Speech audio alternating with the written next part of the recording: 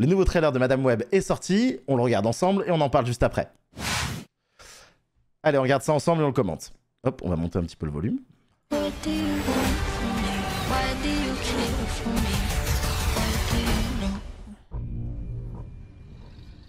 Déjà, le choix de Dakota Johnson, j'ai un peu du mal, moi. Allez, prenez vos sacs.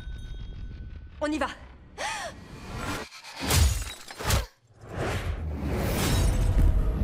Dans l'idée, ça commence bien. Un espèce de méchant Spidey. Si le costume, il était pas un peu cheapos, quoi. Allez, essaie encore. Le problème de Sony, c'est qu'on leur fait Jusqu'à plus la semaine confiance. dernière, C'est ça le problème. je passais ma vie à courir après le temps. Je suis là pour vous aider, d'accord? À essayer de sauver ceux qui n'en avaient plus beaucoup. Jusqu'au Alors moment vous savez que le bonhomme là qu'on vient de voir, c'est où censé tout a être basculé. Oncle Ben. Je vous le dis, c'est censé être Oncle Ben. Allez! Content de te Lui, là. revoir chez les vivants. Je veut n'arrive dire- pas à comprendre ce qui se passe. J'ai Regardez, des visions. bon on en parle après. Mais le film se passe dans les années Je 90. savais qu'il au allait début mourir. 2000. Je crois que je peux voir l'avenir. New York, c'est du grand n'importe quoi ces derniers temps.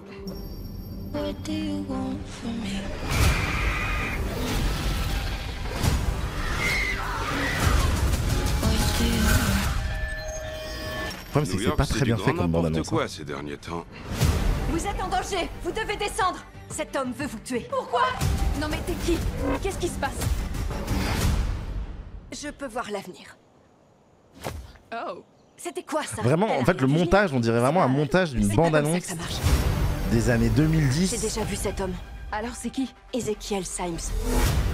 Il était Ezekiel en Symes. Amazonie avec ma mère quand elle étudiait les araignées. Juste avant qu'elle meure.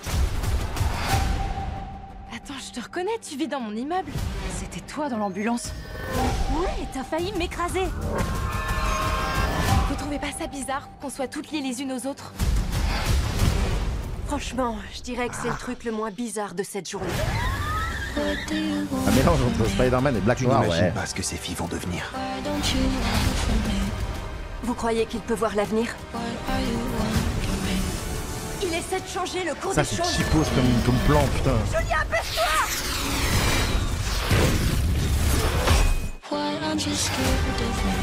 Ouais.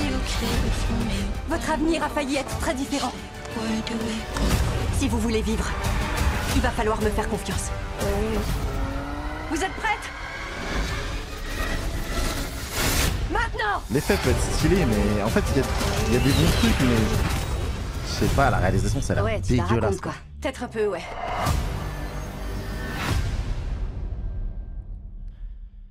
Hey.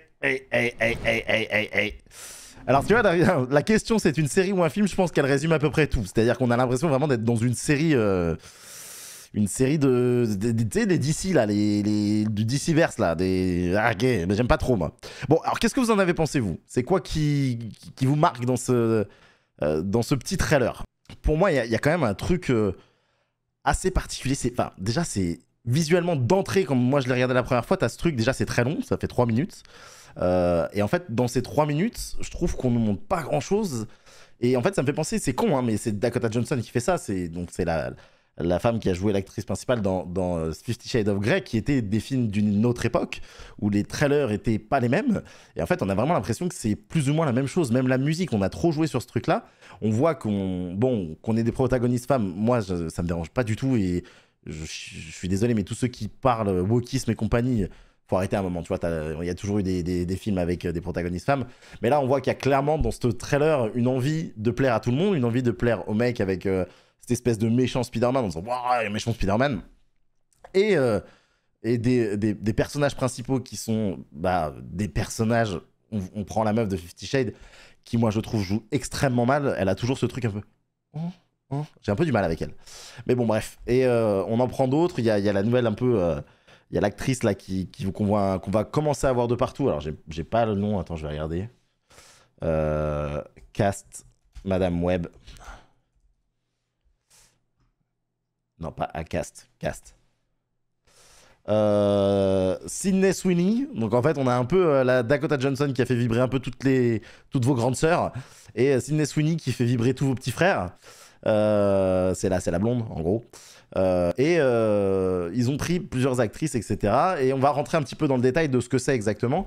Mais là, j'ai l'impression que c'est un espèce de mélange d'un peu plein de choses. Si on va rentrer dans le détail de ce que ça peut être pas mal. Mais pour le moment, en fait, le montage de cette bande-annonce, il fait pas envie, en fait.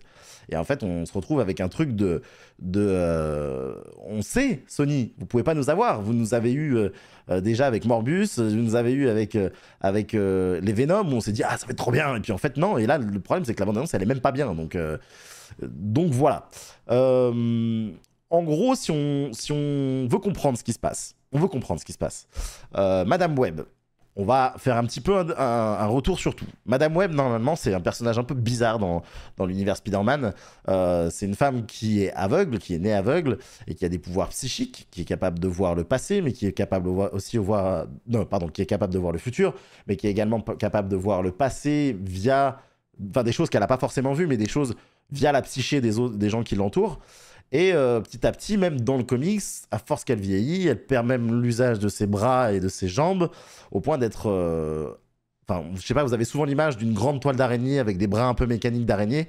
Derrière elle, en gros, c'est un truc qui a été conçu par son mari pour l'aider Enfin, son mari qui est plus là, hein, dans le truc, mais... Pour l'aider à justement choper des trucs, l'aider à vivre au quotidien, mais elle est un peu suspendue dans ce truc-là, ce qui lui donne un peu cette image de Madame Web. Elle aide Spider-Man souvent pour déjouer des trucs parce qu'elle voit à l'avance ce qui va se passer, donc elle lui donne un peu des tips. Forcément, en gros, l'univers Spider-Man, on n'en connaît que très peu aujourd'hui. On a vu un peu avec Across Spider-Man qu'il y a plein de Spider-Man, mais qui sont dans le multivers, mais dans l'univers 616, il en existe déjà plein. Et donc là, en gros, ce film, il est à propos de cette Madame Web, qui n'est plus du tout aveugle, et ni rien d'ailleurs, qui monte une sorte de team, enfin en tout cas qui va sauver une équipe de 3 meufs qui vont toutes devenir des Spider-Woman.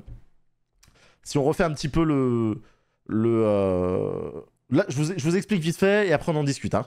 Mais en gros, si je vous explique globalement qui est qui, on a donc Sydney Sweeney, la blonde, qui est la deuxième Wonder Woman, c'est peut-être la plus connue des 3.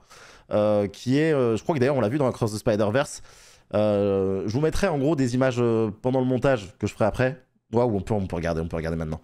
On va voir si je peux partager des trucs. Hop. Hop. Ah non, pardon, excusez-moi. Hop. Donc Julia Carpenter. Hop.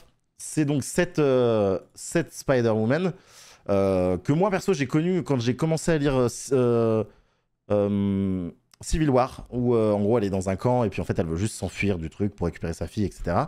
Qui a des pouvoirs de Spider-Woman, qui est la deuxième réelle Spider-Woman, et qui en fait plus tard dans l'univers Marvel deviendra la nouvelle Madame Web, parce qu'elle chopera quelques pouvoirs moins puissants que celui du personnage Madame Web là, mais qui sera une Madame Web plus tard. Mais là ça nous intéresse pas, en gros c'est juste, faut réfléchir que c'est une Wonder Woman, une Spider-Woman. Ensuite, on a le deuxième, c'est donc Aria Corazon, je crois c'est. Non, on va aller voir directement. Ania, c'est ça, Corazon? Ania, pardon. Donc, c'est un personnage particulier, celui-là. Elle a eu plusieurs identités. Alors, je veux pas dire de bêtises. Mais moi, je crois que je l'ai connue sous cette forme-là. Est-ce qu'on a une petite photo là? Je l'ai connue. Perso, parce que j'en ai pas lu 50 000 avec elle. Je l'ai connue quand elle avait cette forme chelou, où en gros son pouvoir d'araignée était de créer une armure autour d'elle, qui la permettait de se combattre, sauf qu'elle s'est fait dérouiller avec son armure, et en fait quand son armure ramasse, elle aussi elle ramasse finalement, parce que ça fait partie d'elle. Mais au fur et à mesure... là, on va plus la voir sous cette forme qui est une forme un peu plus loin, où elle a chopé justement les pouvoirs de la copine Julia Carpenter, et qui devient une autre Spider-Woman qui a des pouvoirs... alors, je ne veux plus dire de bêtises, encore une fois, je la connais moins, celle-là, mais je crois qu'il y a des espèces de pouvoirs un peu d'ondes Voilà, bon. Globalement. Là, je vous fais un résumé, après on en discute vraiment du trailer. Hein. Et enfin, on a Mattie Franklin, qui, dans les comics, est... donc une autre Spider-Woman bien plus tard, qui est la nièce, je crois, de Jonah Jameson, si je dis pas de bêtises, qui pareil, a des pouvoirs d'araignée, etc., etc. Sauf qu'elle a la particularité d'avoir des trucs mécaniques. Vous avez vu dans Across the Spider-Verse qu'il en existe des tas. On les a pas toutes vues, spécialement dans Across the Spider-Verse. Mais voilà. Qu'est-ce qui rend ce trailer intéressant? Qu'est-ce qui rend ce projet intéressant? Parce que là, en gros, pour le moment, on a l'impression que c'est Madame Web que personne connaît. On a ces 3 personnages qui vont devenir des Spider-Woman. Mais pourquoi faire? C'est ça la vraie question. C'est-à-dire qu'en gros, on est dans quel univers? Pourquoi faire? Etc. Si on revient un petit peu sur le trailer et qu'on prend un peu des images... Allez. On voit donc tac tac tac. Si on reprend un peu tout ça, donc on voit qu'on est à New York, que Madame Web n'est pas du tout aveugle, mais qu'elle est une secouriste. D'ailleurs, je vous disais pendant le trailer, il est annoncé dans le cast, si on re-regarde le cast ici, que son ami là, qui a joué par Adam Scott est Ben Parker, c'est-à-dire que c'est l'oncle de Peter Parker. Ça veut dire qu'en gros, attention, dans ce film, on nous a rien montré dans la bande-annonce, probablement. Il dure quand même 3 minutes. C'est quoi le Web dans Madame Web? C'est son nom de famille, tout simplement. Alors attendez, c'est quoi son vrai nom? Je crois que je me l'étais noté, je me souviens plus, mais en gros, Madame Web, c'est son nom de famille, c'est Web. Et son prénom, c'est, je sais plus. Est-ce qu'on a un prénom Madame Web?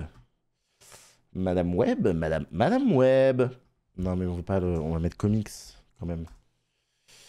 Cassandra Webb, voilà, vous le savez. Son prénom, Madame. Ouais, ça aurait pu aussi, ça aurait pu. Alors, qui est le Dark Spider? On va en parler. C'est pour ça que je vais revenir là-dessus. Mais bon, ce que je veux vous dire déjà, c'est que dans le cast, donc, son acolyte, c'est Ben Parker, donc l'oncle de Peter Parker, lui. Celui qui meurt avec les grands pouvoirs implique de grandes responsabilités. Ils nous l'ont calé là. Et je pense que c'est quand même un délire dans l'idée de nous dire attention, peut-être que c'est dans un univers de Spider-Man, peut-être qu'on va voir Peter petit. En tout cas, là, il fait pas très vieux, donc ça m'étonnerait que Peter soit déjà né. On a l'impression, je sais pas dans quelle année on est, mais il y a un plan sur des ordinateurs à un moment donné qui nous montre quand même qu'on est... Juste avant qu'elle meure.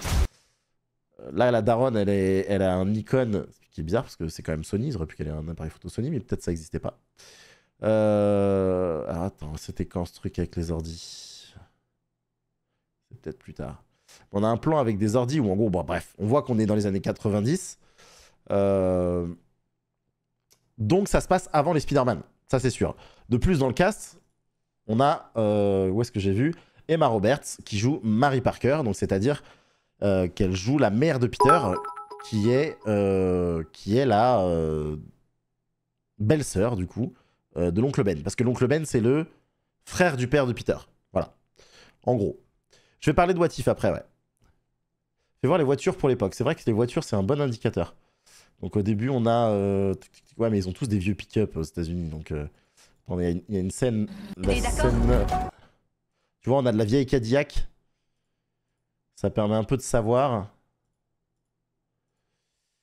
Là, tu vois, on a un ordinateur qui nous dit, bon, c'est pas tout de suite, quoi. Enfin, c'était il y a quelques temps. Bref, pour passer là-dessus... le métro de New York, il est à l'ancienne, donc ça se trouve, c'est même encore plus vieux. Hein. Et quoi qu'il arrive, ça se passe à New York, c'est sûr.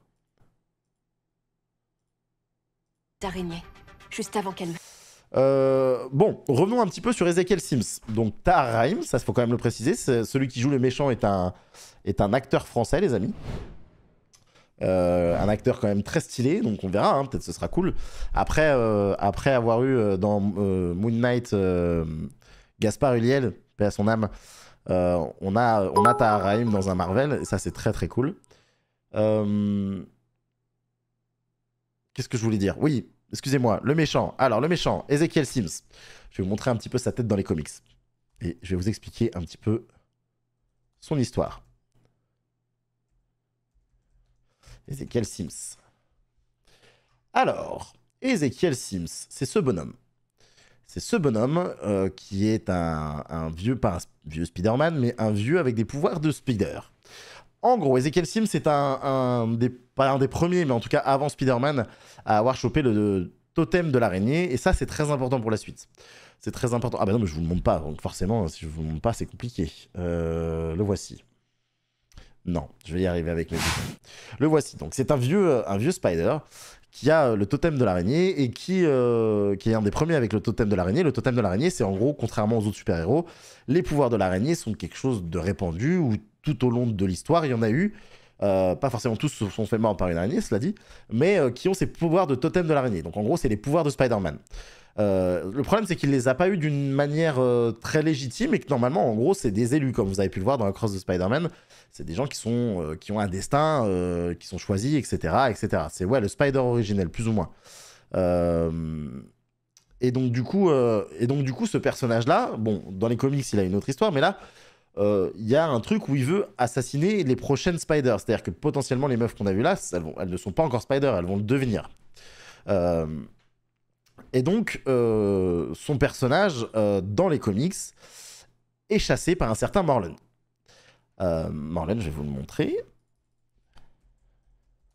Et donc là, on nous le montre comme un méchant. Potentiellement, c'est pas forcément le méchant qui restera méchant. Vous savez, le vieux truc. Hein. C'est-à-dire qu'on a vu des images de course-poursuite qui peuvent potentiellement toutes se passer dans la première demi-heure. Et que lui serait le prochain méchant. Pourquoi je vais vous rendre d'un seul coup ce film intéressant? On le sait, Across the Spider-Verse et... alors, au cas où, la gamme Sony Alpha appareil photo date de 2006, ce que j'ai pu voir, donc ouais, exactement. Alors, le lien avec Morbus, je sais pas. Mais en tout cas, Morlun est un chasseur de totem spider. En gros, il se nourrit des spiders dans le multiverse, et notamment, il a toujours essayé de vouloir avoir Peter Parker. Et dans les comics, justement, notre cher ami Ezekiel se fait pourchasser par lui, puisque en gros c'est un spider illégitime et qu'il mérite de ne pas vivre, puisque quoi qu'il arrive, voilà, les Morlun sont des chasseurs de spider et dans le multivers. Et en gros, si on va un peu plus loin que l'histoire d'Ezekiel, parce qu'en fait si on va juste dans l'histoire d'Ezekiel, ça va dans une autre direction, on est plus dans le Edge of Spider-Verse, qui est avec la Reine des Guêpes, etc. C'est autre chose encore. Mais là, en gros, j'ai le sentiment qu'on va aller un petit peu merger ce truc-là vers le Spider-Verse et potentiellement sur la suite des personnages du Spider-Verse en live action. Attention, ce n'est qu'une théorie, je vous parle de ce que je connais, je vous dis pas que ça va se passer comme ça. La particularité en gros de Morlun avec le multivers, parce qu'on est clairement sur un truc qui va potentiellement mener au multivers, c'est que dans le comic Spider-Verse, on a sa famille à lui qui sont des mangeurs d'araignées, des chasseurs d'araignées plutôt, qui vont voyager dans tout le multivers pour manger un maximum d'araignées. Alors je peux vous montrer, ça s'appelle donc la famille des héritiers. Hop, ce sont eux. Tac.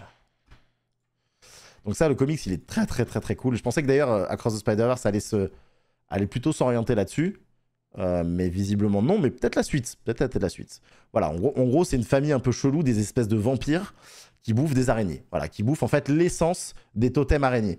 Et donc ils les chassent à travers tout le multivers, et c'est pour ça qu'en gros les héros, enfin les Spider-Man se rassemblent pour pouvoir les combattre. Et Morlun, c'est lui.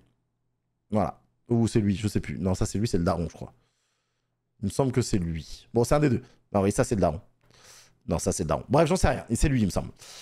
Et donc, ce qui serait intéressant, c'est que potentiellement, ce film nous explique la genèse de ce qui va arriver dans Across the Spider-Verse. Ah, vous voyez pas, mais merde. Oh là, je suis désolé. Je me foire à chaque fois. Donc, c'est lui. Voilà, c'est lui. Désolé de ne pas vous l'avoir montré. Morlun, donc, c'est bien ce bonhomme. Et ça, c'est la famille des héritiers, donc, qui sont des chasseurs, des espèces de vampires qui se nourrissent de l'essence du totem spider. Donc, potentiellement, ce film pourrait nous mener à une origin story de cette famille-là, qui nous emmène à l'épisode 3, qui est donc Beyond the Spider-Verse, puisque ça c'est très lié au multivers, que on n'a pas vraiment compris ce qui se passait, on n'a pas vraiment compris qui était le méchant au final dans Across the Spider-Verse. Ok, on sait qu'on a, notre ami Spider-Man 2099, que j'ai oublié le nom, O'Hara. Ouais, c'est ça. O'Hara qui paraît être le méchant, mais qui en gros tente juste de faire le bien et de faire en sorte que ça se passe bien. Mais on n'a pas de réel méchant. On sait que le variant de l'univers 42 de Miles Morales, ça peut pas être lui le méchant. En vrai, il va l'aider. Il va l'aider à réparer son univers, etc. Et puis il va repartir dans le multivers. Donc potentiellement, ça pourrait être cette famille. C'est une des théories que j'ai moi perso. Et c'est pour ça que ça pourrait rendre Madame Web intéressant. Parce qu'en réalité, quel est l'intérêt de Madame Web? Aucun. On est d'accord. En fait, de faire un film sur un personnage qui est louche, avec des futurs Spider-Woman, voilà, et qui sont poursuivis par Ezekiel, ça n'a pas trop de sens. Pour moi. Hein. Donc ça va forcément mener à quelque chose d'autre. Voilà. Et donc potentiellement... un truc sur le multivers. On est sur la mode du multivers. Sony, je vous le dis, ils sont un peu désespérés, donc ils vont se raccrocher à tout pour essayer de caler leurs personnages dans Marvel pour après leur donner un peu plus de... Parce qu'on sait, hein, c'est les trucs du Spider-Man, s'ils passent pas dans la moulinette MCU, bah ça marche moins bien. Donc voilà, Miguel O'Hara, exactement. Dommage pour lui parce qu'il mérite mieux quand même. De quoi? Ah pardon, ce serait vraiment bien... Alors attendez. Imaginez une scène post-crédit où on voit Peter Parker, Andrew Garfield. Putain, ce serait bien, hein.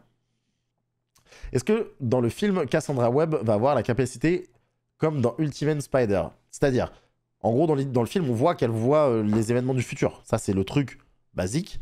Après, faut voir. Ce serait vraiment bien, sachant qu'on a des news avec Venom 3 déjà. Ça paraît pas impossible que Andrew Garfield soit dans le Spider-Man du Sonyverse. Ouais, pourquoi pas. Mais Madame Web est dans quel univers? Le 616 a arrêté. Il n'y a pas de question 616 en 999. Partie du principe que 616 c'est le MCU. Donc ça se trouve, ça se passe dans un autre univers, peut-être celui d'Andrew Garfield, et que ça va se relier avec le reste, quoi. Mais bon, ça commence à faire beaucoup de choses hein, qui se lient. Hein. Je pense pas que Sony ait autant réfléchi que toi là-dessus. Mais arrêtez avec ces réflexions. Franchement, les gars, vous me surprenez à chaque fois de vous dire... Alors, partons du principe que, en fait, Sony a tous les droits de tout l'univers Spider-Man. Jusqu'ici, ils ont juste exploité Peter Parker. Ça commence à venir avec tout le reste. On a vu Across the Spider-Verse. Et le truc, c'est qu'ils ont que ça. Enfin, ils ont que ça. Ils ont cette licence et aujourd'hui, ils ont les moyens de l'exploiter au maximum avec le multivers. Ils vont pas se gêner. Ça fait partie du... Enfin, vous dites ça, mais regardez, Across the Spider-Verse, c'est incroyable. On peut critiquer Sony, mais Across the Spider-Verse est une folie. Vous êtes d'accord avec moi, j'imagine. Donc dans l'idée, je vois pas pourquoi ils penseraient pas à ça. Là, on nous a juste présenté un truc. Alors, si c'est juste un film bateau où on a Ezekiel qui chasse les trois autres, on sait pas trop pourquoi. Bon, bah oui, on va pas aller le voir. Hein. Mais je pense que ça peut être plus intéressant. Si, peut-être pour monter une équipe de Spider dans le Spider-Verse. Bon, après, vu la cata de tous les films live-action Sony, ouais, c'est vrai. Après, ils vont peut-être nous faire une surprise sympa hein, sur le chasseur. On va voir. On va enchaîner parce que... Bon, on va enchaîner parce que là, on a pris pas mal de temps sur ça.